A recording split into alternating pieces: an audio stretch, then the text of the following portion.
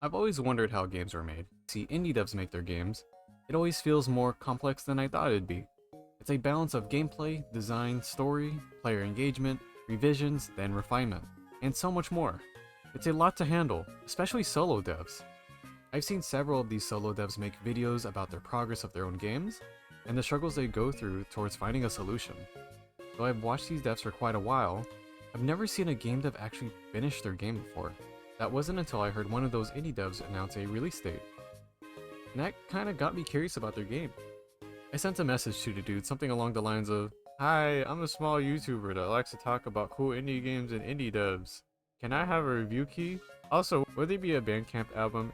In a roundabout way of asking for a review copy. And because I also like Bandcamp albums. He said, "Sure, I would love it if you actually showed my game." As well as, "Haven't really thought of a Bandcamp, but maybe I'll make one, lol."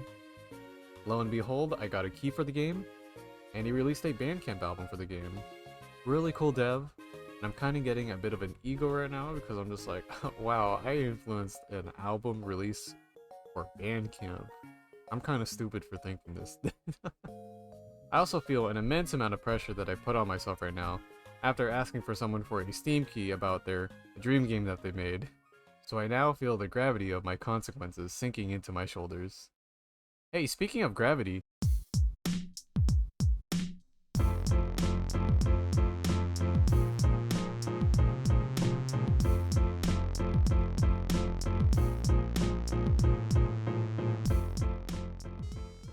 Metro Gravity is the newest puzzle Metroidvania rhythm game that's been anticipated by both fans that have played the demo and or those who have been keeping track of his progress videos and the game's development for about half a year.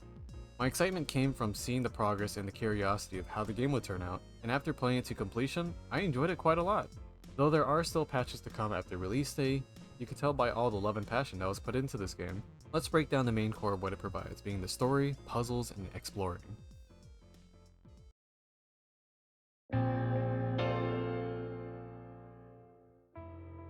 I think the story is pretty neat and chill.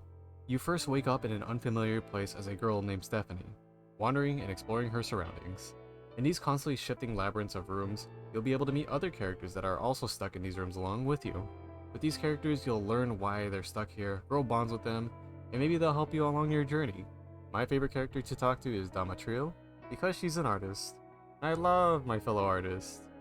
Aside from her, you may also meet some unfriendly faces along the way that'll give more insight into this strange new world, but we'll get back to those in a moment. Let's talk about the rest of the gameplay.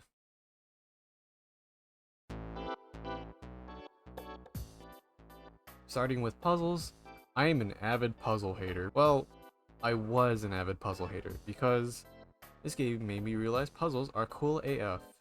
Some of these puzzles can be quite frustrating at times, either since it may rely on skill, or it may be because I'm kind of just too stupid within the given moment.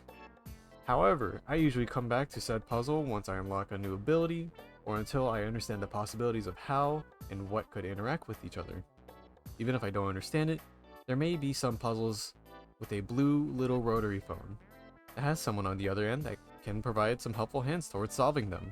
Once I actually solve the puzzles, I feel like my IQ went up by a singular point. But these puzzles actually made me realize, hey, I still like doing puzzles. And it has that process of being frustrated, thinking it's so over, towards solving it and saying, we're so back. However, I despise this specific gravity puzzle. I call it a quote-unquote puzzle because it took me too long to figure out how to start it. Apparently it was actually very simple and I'm kind of just dumb. But getting to the end was the toughest part because I just kept overshooting it. And then this happened.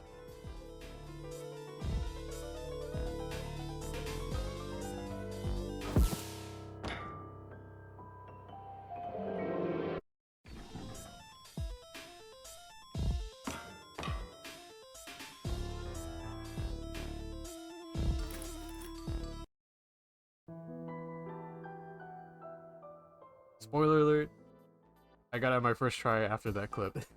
But failures aside, puzzles are quite essential to this game. A lot of the game's exploration from room to room do require puzzle solving. These puzzles can range from small puzzles that unlock doors to map-wide puzzles that unlock entryways to some quite important places. As much as I had my emotional moments for these puzzles, from this puzzle is easy and fun to this puzzle is bull, then back to no way, I'm just stupid, and then I solved the puzzle, is a journey of its own.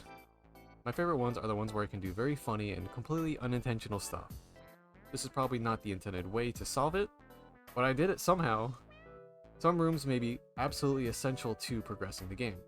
So there may be a little phone with a guy that you can talk to on the other side named Oscar, who's there to provide you a hint for the puzzle. A really nice touch, as it did help me solve these puzzles that I didn't quite understand. There is literally no shame in asking for a hint, since you are asking for help with puzzles that deal with gravity. And I don't think it's quite common to do puzzles using the physics of gravity, to be honest. My biggest recommendation for those on controllers would be to turn up your camera sensitivity. I cannot stress this enough, since some puzzles do require quick timing, and getting that camera to move fast will help a lot in the long run.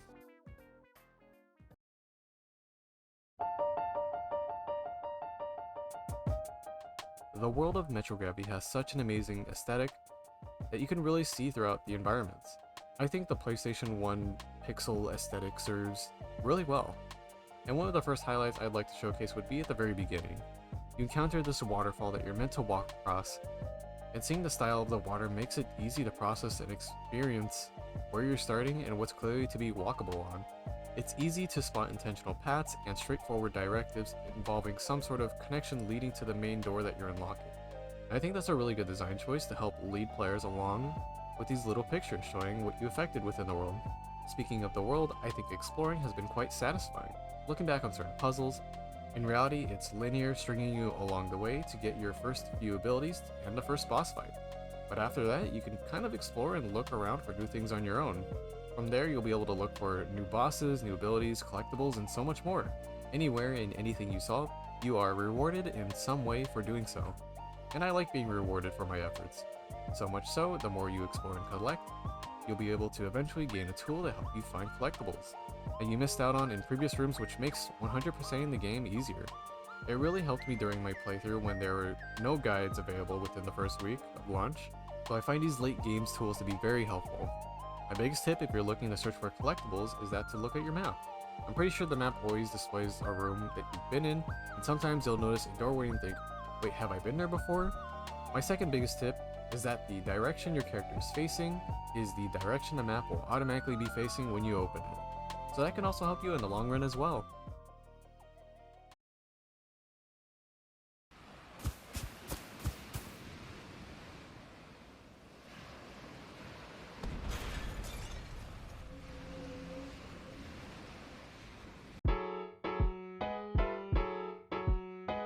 Moving on to combat, I find the combat to be a pretty cool take on the 3D lock-on fighting style, but to the rhythm of the current background song.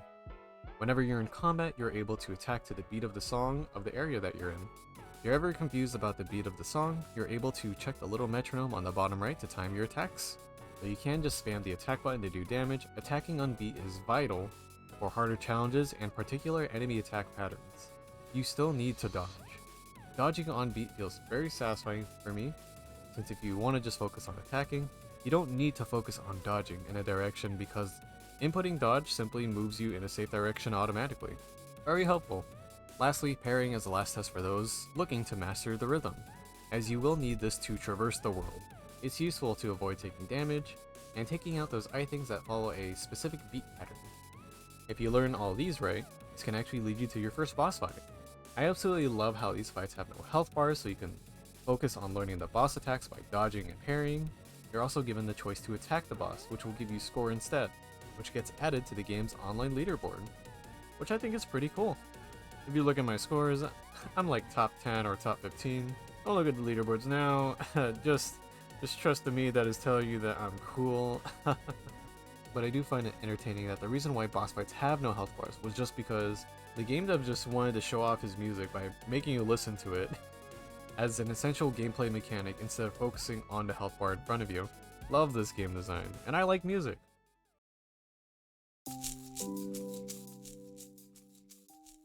If you haven't heard of him before, mrkogamedev is the main game designer and programmer behind Metrogravity.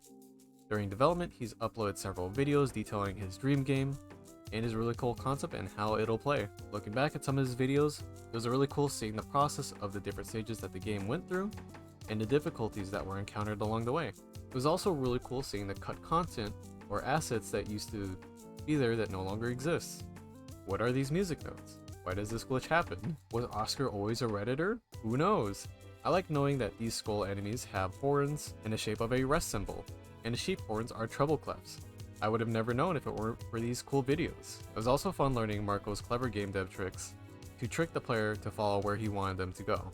And I absolutely fell for it, which means it worked super well, and I love that it worked. You can also see the amount of feedback that Marco took through the last year and a half to improve the game, and finally being able to see it all work out really paid off. Also, compared to a lot of indie game devs, his videos are pretty funny.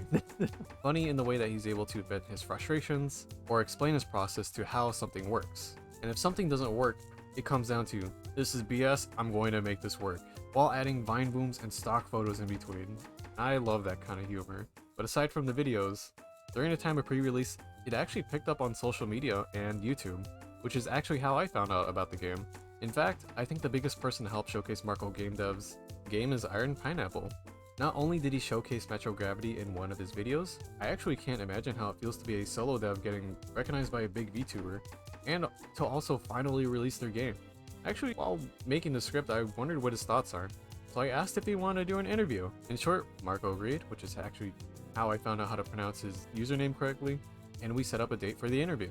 In the meantime, I created a whole set background and whatnot in pixel art. And here's my scuffed interview because I've never interviewed someone before, so yeah, bear with me if I sound cringe. Anyways, I edited it to make it look like him being cool as fuck.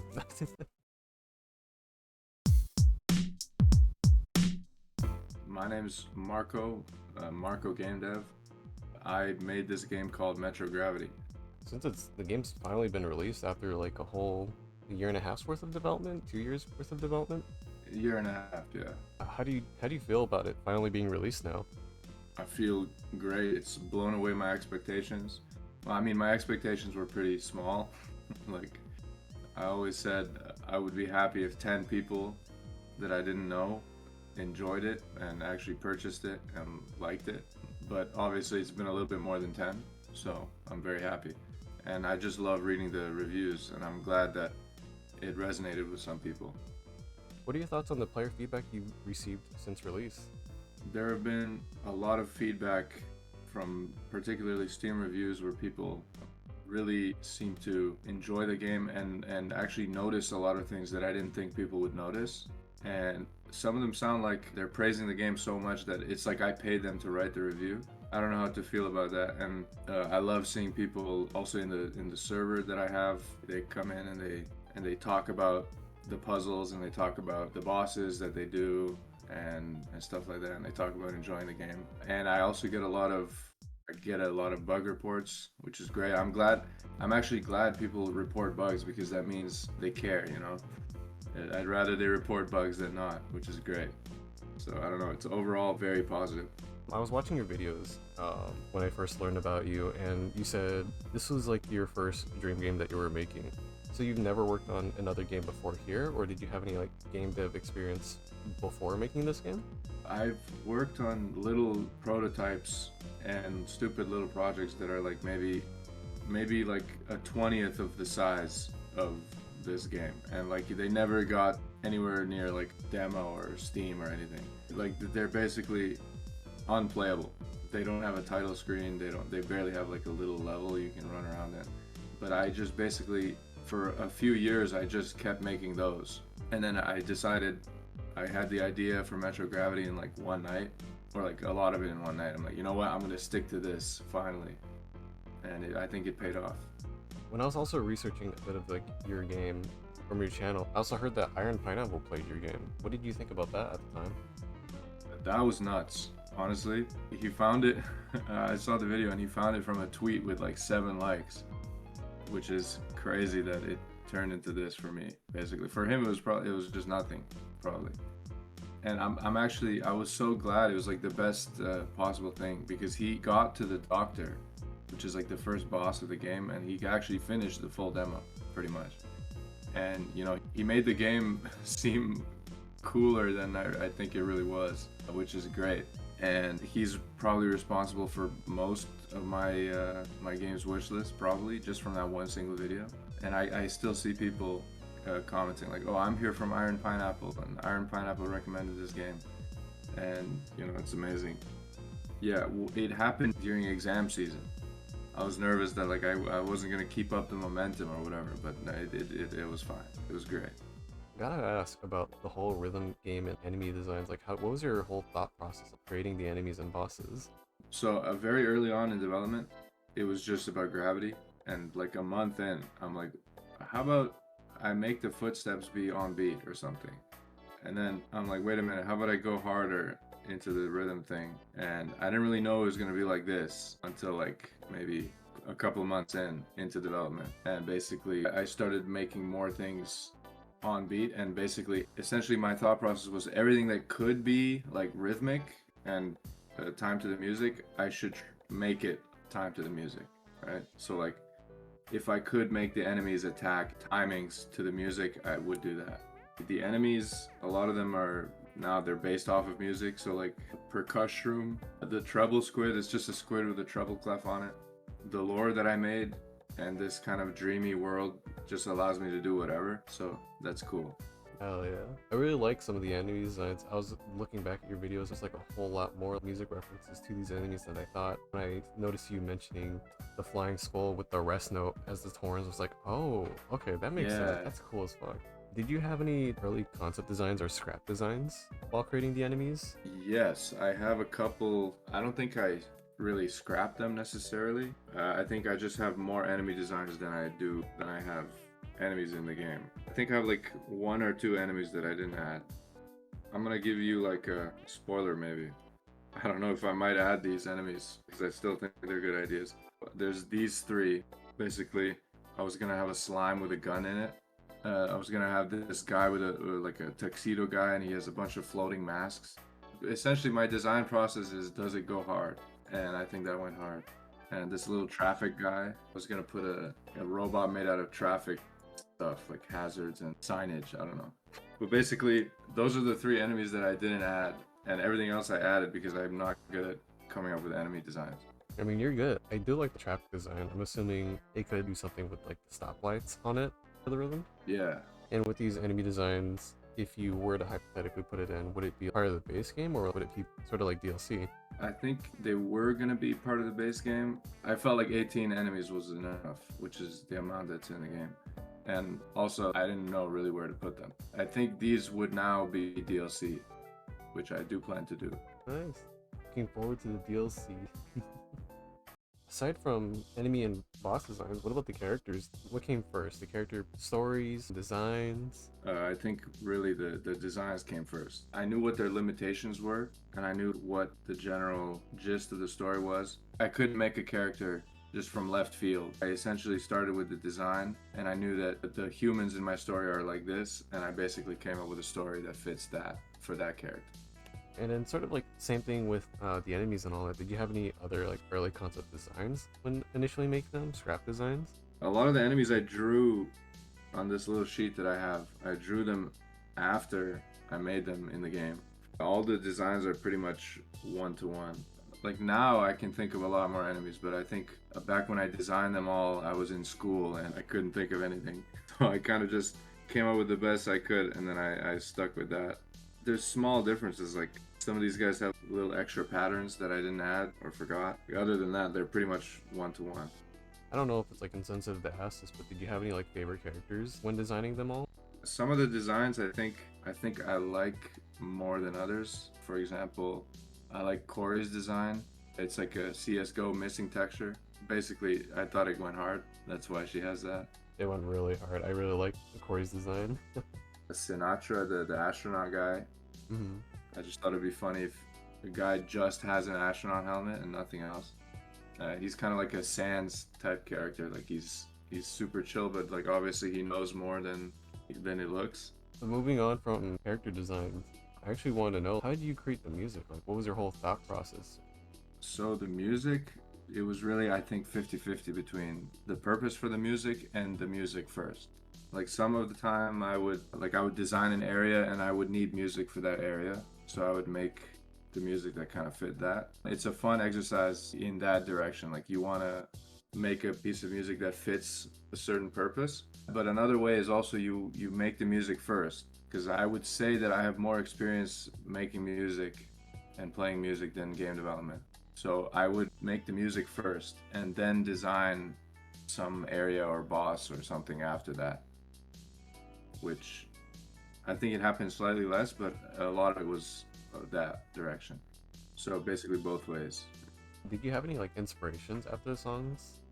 Right now I can just think of a couple. The Taste, the Cannibal song. There's this song called Niška Banja. I don't know if it's Serbian, but it's Balkan and it's in 9/8. I like that kind of style of rhythm, and I wanted to make a song like that. It's like a kind of a darker version of that. Yeah, I don't really have specific inspirations. I guess I just listen to a lot of music. When you listen to a lot of music, you kind of get your own style. Yeah. Do you plan on creating any more games in the future? Yes, 100%, 200%. If you were to ask my parents, they would tell you that I've been basically yapping to them about game ideas since I was born. So basically, if there's one thing that I don't run out of, it's game ideas. It's more of like an addiction that I have to satisfy. It's not like there's some like passion that's like annoyingly there, and it's like you have to make video games. Like, okay, fine. I basically have to satisfy that. So yes, more games in the future. Final question. Is there anything else you'd like to show off about Metro Gravity? Or just anything you'd like to show off in general? Honestly, a lot of this stuff would, I guess this stuff is going to go into my next devlog, which is going to be like a kind of post-mortem. But I guess I can say like, I have plans to make an update hard mode to increase the difficulty. So like, essentially I don't have to do any work, but I'd make the bosses harder. I keep the same songs and everything, but I just make the bosses do more moves. In the same vein, I'll put an easy mode just in case. Some people want an easy mode. So I'll go both ways. And I was thinking, this is in the rough idea stage. I don't know how I would do this, but I was thinking some kind of level editor with Steam Workshop support, where you could make your own puzzles and you can make your own rooms. Yeah, I was thinking you can make enemies do custom patterns that you made up, right? And I think that would be cool, but I'm not sure yet. That'd be very cool. I'd be very much looking forward to seeing that and like what the player base has to offer. Yeah, I'm looking forward to that too. And then that's kind of all the questions I had. Those are some good questions. Thank you for coming.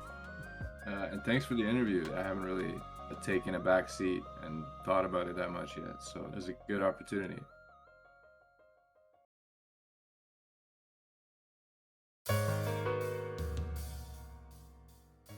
Hey, Editor Vita here with some new stuff for the script. My life got a bit busy after the release of the game, so I kept delaying the video. I also forgot to mention that I made fan art of a character in the game, because I thought her design was cool AF. Pretty cool, right? Aside from that, a lot of things have been developing on mrkogamedev's side, such as we got a new video entailing new updates to the game. The Drumsticks of Doom 1.1 update adds a hard mode and an easy mode that adjusts the boss patterns to your liking, as well as adding 2 new skins to the game. He did mention a later update being update 1.2, which may have a level editor, but it's more of a potential idea. This feature could also help for a potential future DLC, who knows? At the beginning of his video, Marco also mentioned he also got to speak to Ritz, you know, the creator of Pseudo Regalia, the inspiration for Metro Gravity. That's awesome. He also spoke of potentially doing a game jam at the end of his video. As of writing, it's been about 2 weeks after the upload of the video. So that being said, within that 2-week duration after uploading the video, he made a new game for Mech 6 called Mecha Beat.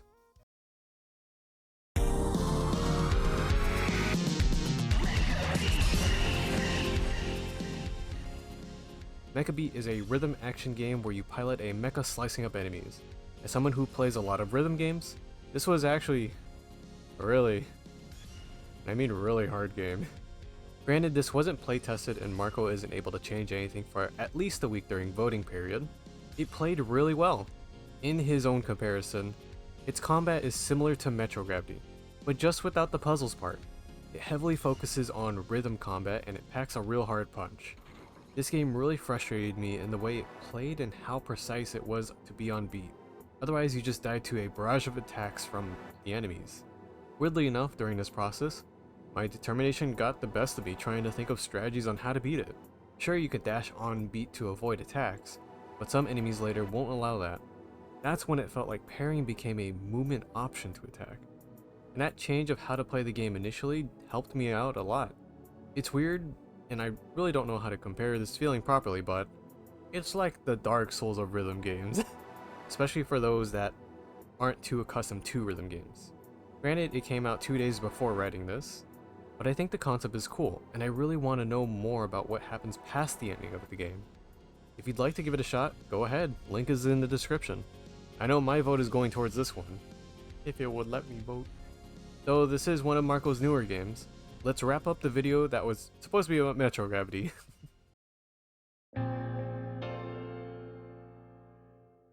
In the end, Metro Gravity is the most unique gravity-based puzzle rhythm game I've ever experienced. Though it was inspired after Pseudo Regalia, I feel like Metro Gravity has established a really good identity for itself, and will be remembered for just how cool it is. I love the mechanics, I love the puzzles, and the music. Oh, the music is so good. Nevertheless, I will remember this as the game that got me back into liking puzzles. I think one unintentional thing that I'll always remember while making this video would be to never rush an art. In an age where things are getting quite rough, I think games are really neat with how they want to tell their story, and the impact that they want to make towards people. For me, Metro Gravity hit its mark having the experience of playing it, and even interviewing the dev about his experience making the overall game. Not to mention, his future projects have definitely caught my interest, and I'm looking forward to seeing what else mrkogamedev has to offer. What a crazy past couple of months it's been. I really think you should give Metro Gravity a shot, and let me know your thoughts on the game. So get out there and get gravity shifting. Hey, thanks for watching the video. By the time this video comes out, it might be about a month since the game came out. Oh gosh, I really took my time, didn't I? Regardless, I really enjoyed the game. I was also really nervous hosting the interview, but Marco was super chill about it, which eased a bit of those senses a bit the further we got into the interview, which was nice. Not gonna lie, I kinda wanna host more interviews in the future, so that's been fun. Aside from that, there's actually been a backlog of games that I have, so I might pick up streaming again. This will be my attempt to entertain in front of a live studio audience, but to also just play games that I've been meaning to play. I mean, I literally have too much to where I made a list to put on a roulette wheel. Because there's so much, I call this wheel the epilepsy wheel. And I'm serious, you do not want to see this wheel spin. So if I do decide to stream, I'll be streaming on this day, continuing off the game Chicory, A Colorful Tale, that I started last year, but I never finished. Once I finish this game, we get to spin the wheel, but that's if I finish the game. So feel free to chill with me if you'd like. I'll just be here playing games, doing art, making videos. So yeah, that's about it. Until then, I'll see you next time, and bye bye.